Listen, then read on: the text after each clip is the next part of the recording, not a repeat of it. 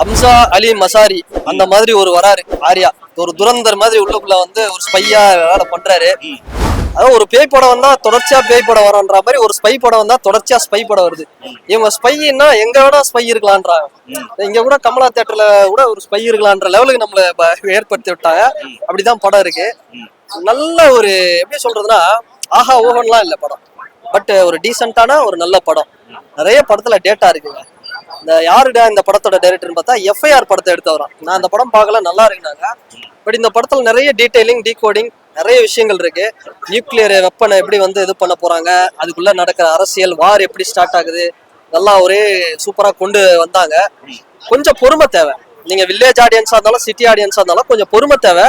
ஆனா எனக்கு நான் கடந்த வாரங்கள்ல ஹாப்பி ராஜ் அப்புறம் இந்த மாதிரி படங்கள், பிரதீப் அவரு எல்ஐகே இது மாதிரி படங்கள் பார்த்தேன், யூத் பார்த்தேன், வித்லவ் பார்த்தேன், தாய்க்கிழவி பார்த்தேன்றவங்களுக்கு ஒரு டிஃப்ரெண்டான ஒரு கதைக்களம், கம்ப்ளீட் ஆக்ஷன்.